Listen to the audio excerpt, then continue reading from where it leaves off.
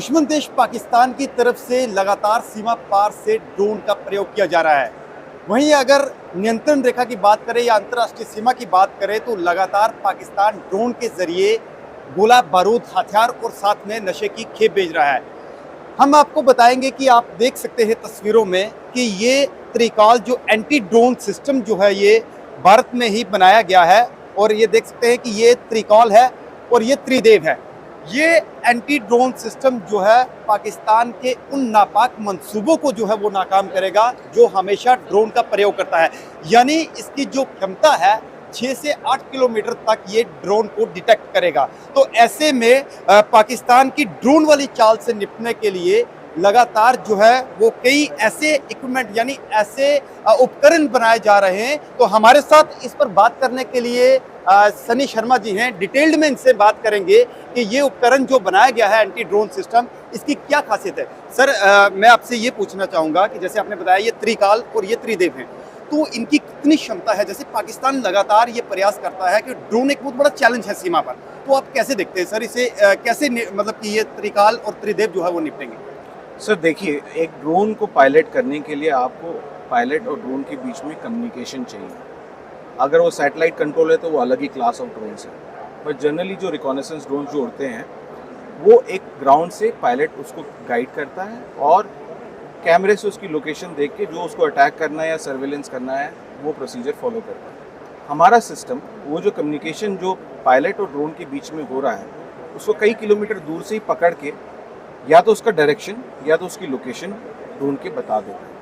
एक बार आपको लगता है कि ये थ्रेट हमारी नहीं है, ये एक रोग है या कोई किसी प्रकार की टेररिस्ट एक्टिविटी है, तो आप उसको सॉफ्ट किल मैकेनिज्म से आप उनके पायलट और ड्रोन के कम्युनिकेशन को जैम कर देते हैं। और दूसरी चीज़ उसके साथ उसका कम्युनिकेशन के साथ उसका नेविगेशन जो जीपीएस डेटा है वो भी उड़ा देते हैं। तो अब ड्रोन वापस नहीं जा सकता, ड्रोन को उसी कहीं जगह क्रैश होना पड़ेगा या लैंड करना पड़ेगा, डिपेंड्स जिस प्रकार का ड्रोन है।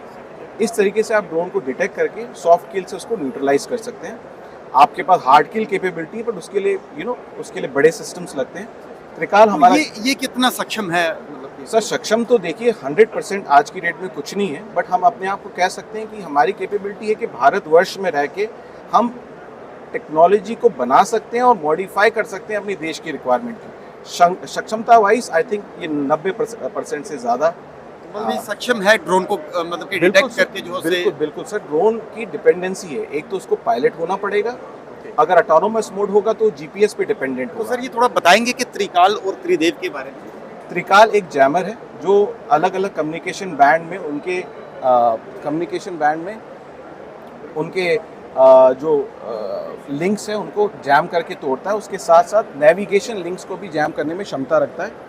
इसके दो मोड है, या तो आप एक बबल या एक शील्ड बना सकते हैं ओमनी डायरेक्शनल, जिसमें अभी वो है। दूसरा उसके सेक्टोरियल एंटेना लगा के आप रेंज बढ़ा के एक स्पेसिफिक डायरेक्शन में इसको एंगेज कर सकते हैं।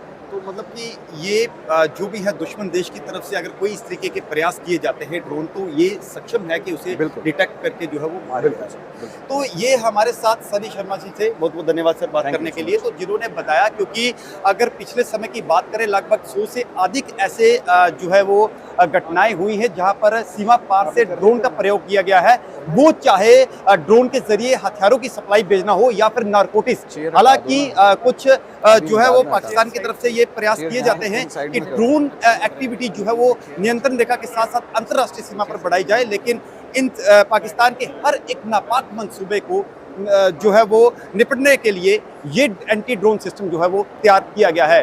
राही कपूर, जम्मू।